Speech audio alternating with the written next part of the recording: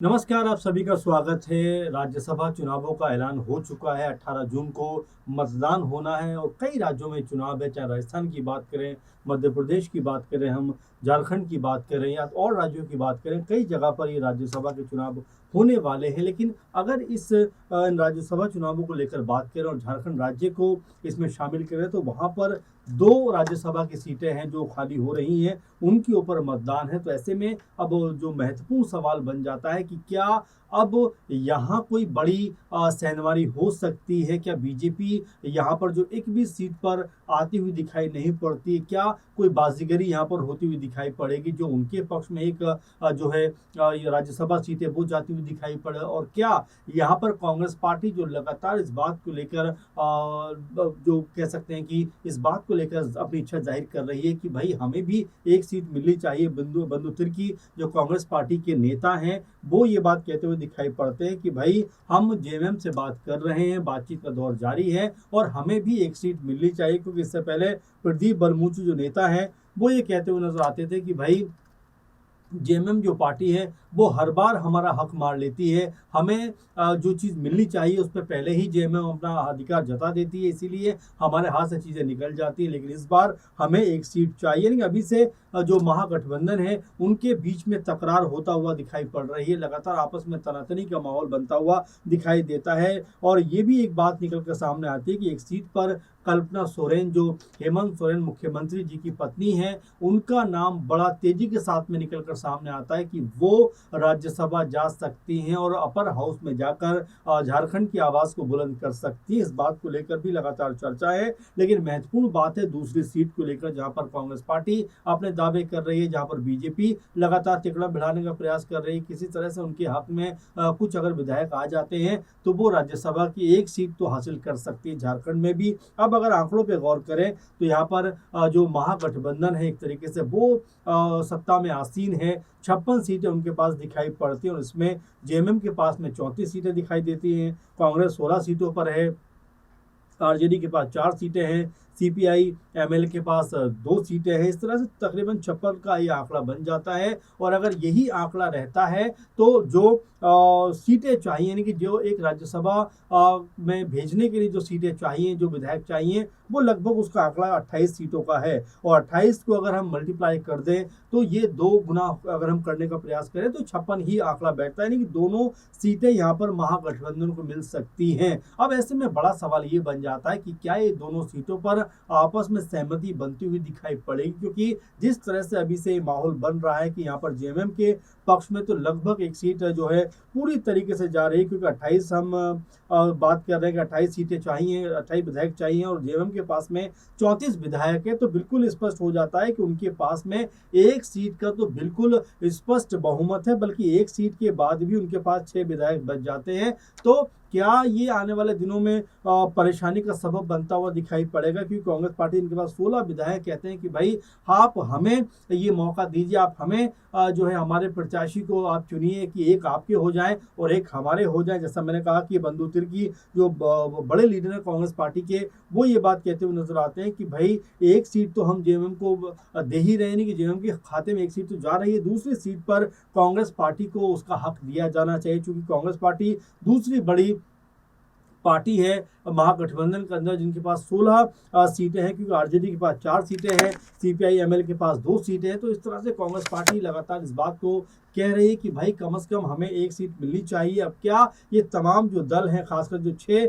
विधायक जो बचते हैं जेएमएम के, वो बाकी आरजेडी के और क्या सीपीआई एमएलए के लोग कांग्रेस पार्टी का यहाँ पर साथ देते हुए नजर आएंगे? और उससे भी बड़ी बात और अहम बात कि क्या जेएमएम इस बात के लिए राजी होगी कि हम यहाँ पर कांग्रेस पार्टी का दूसरा जो चेहरा है वो एक्सेप्ट करते हुए दिखाई पड़े? अभी आपस में तनातनी का माहौल है। अगर हम वहीं बीजेपी की तरफ निगाह डालें तो एनडीए कुनबे के पास में लगभग 24 सीटें दिखाई पड़ती है। इसमें बीजेपी के पास 21, जेडीयू के पास में 1, वहीं आजसू के पास में 1 और एलजेपीआर के पास में भी 1। और ये कुल मिला जुलाकर आंकड़ा बन जाता है 24 का। यानी जो 28 का मैजिकल आंकड़ा है कि 28 विधायक आपके पास होने चाहिए, उसमें से 4 बीजेपी के पास कम है, यानी एनडीए के पास कम है। और यहाँ पर अगर 4 इनके पास प्लस हो जाते हैं तो दूसरी सीट जो है वो महागठबंधन के हाथ से निकल जाएगी और यहाँ पर बीजेपी को वो सीट मिलती हुई दिखाई देगी। लेकिन क्या ये इतना आसान है?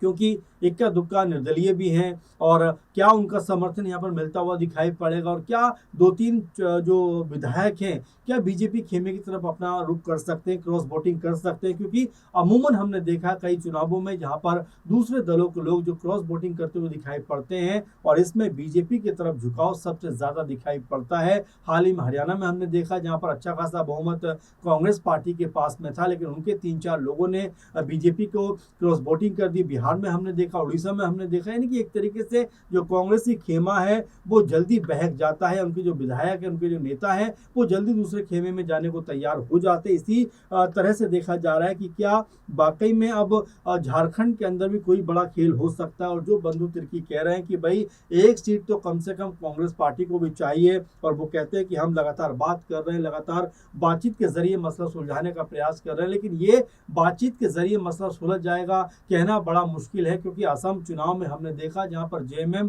कुछ सीटों के ऊपर मांग कर रहा था कांग्रेस पार्टी से कि भाई हमें 18-20 जो आरक्षित सीटें हैं SC ST की उनके ऊपर चुनाव लड़ने का मौका दिया जाए, लेकिन कांग्रेस पार्टी ने कहा कि भाई 5 से 7 सीटें तो हम दे सकते हैं लेकिन इतनी ज्यादा सीटें हम नहीं देंगे। उसके बाद जेएमएम अलग चुनाव लड़ते हैं, यानी दोनों ही एक दूसरे के खिलाफ चुनाव में जाते हैं और यहाँ पर कांग्रेस पार्टी को उसका खामियाजा भुगतना पड़ता है, क्योंकि कई सीटों के ऊपर जो जेएमएम पार्टी थी नंबर 2 पे रही और कई सीटों पर नंबर 3 पे भी रही और जो वोट कटा वो बीजेपी को उसका प्लस हुआ और वही कांग्रेस पार्टी का ये वोट कटता हुआ दिखाई पड़ा और इन तमाम सीटों पर जहां पर जेएमएम चुनाव लड़ी वो सब की सब बीजेपी के खाते में चले गए, यानी जिससे स्पष्ट हो जाता है कि जेएमएम के चुनाव में उतरने के बाद कांग्रेस पार्टी को वहां पर हार का मुंह देखना पड़ा। तो क्या आपस में इस तरह का जो गतिरोध है उसको देखते हुए ये माना जा सकता है कि यहाँ पर जेएमएम और कांग्रेस पार्टी एक मंच पर आ सकती है? क्या यहाँ पर कांग्रेस पार्टी को एक तरीके से अलाउ कर सकती है जेएमएम कि भाई आप जाइए, आप भी एक सीट ले लीजिए? यानी कि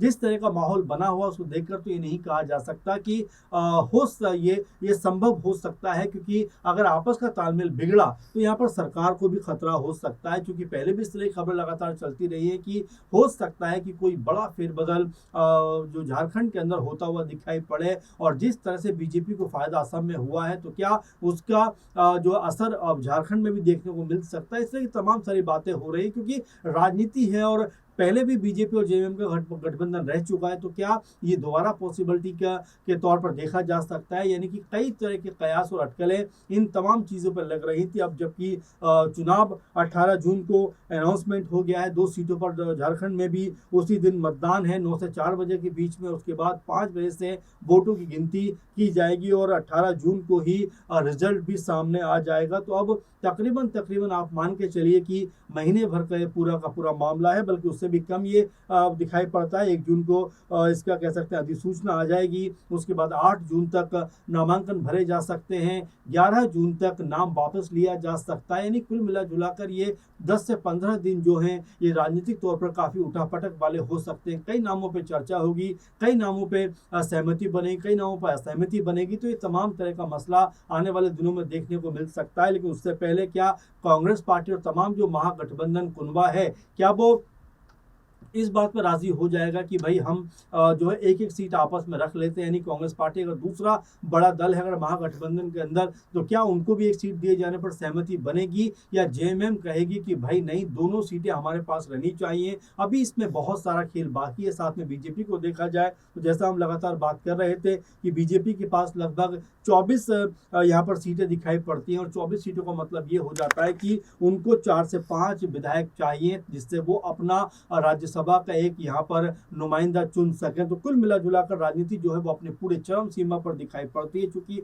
अब जब ऐलान हो गया है इन चुनावों को लेकर तो वाकई में आने वाले दिन इसको लेकर कहे जा सकते हैं कि बहुत ज़्यादा गहमा गहमी वाले हो सकते हैं, बहुत ज़्यादा तनावपूर्ण भी हो सकते हैं, क्योंकि किसी भी नाम का चयन होना और किसी नाम का चयन ना होना, इसमें भी आपस में कई तरह के कह सकते हैं मतभेद देखने को मिल सकते हैं। लेकिन फिलहाल अगर हम वोटों की बात करें तो यहाँ पर लगभग अगर जो इंडिया गठबंधन कहे या महागठबंधन कहे, इनके बीच में अगर सहमति रहती है तो दोनों सीटों पर आराम से ये कब्जा कर सकते हैं। लेकिन अगर आपस में कोई माहौल खराब होता हुआ दिखाई पड़ा तो यहाँ बीजेपी की संभावना बनती हुई दिखाई पड़ सकती है, क्योंकि बीजेपी ने जिस तरह से तमाम राज्यों के अंदर अपनी स्थिति को मजबूत किया है, तो कहीं ऐसा ना हो कि झारखंड में भी अपनी ताकत को बढ़ाते हुए दिखाई पड़े और जो क्रॉस वोटिंग का लगातार हम जिक्र कर रहे हैं कहीं बीजेपी के पक्ष में होती हुई दिखाई न पड़ जाए। तो इसको लेकर आपका क्या मानना है, जरूर कमेंट करिए, बताइए कि झारखंड का चुनाव आप कैसे देखते हैं, कि यहाँ पर क्या महागठबंधन के पास ये दोनों सीटें जाने वाली हैं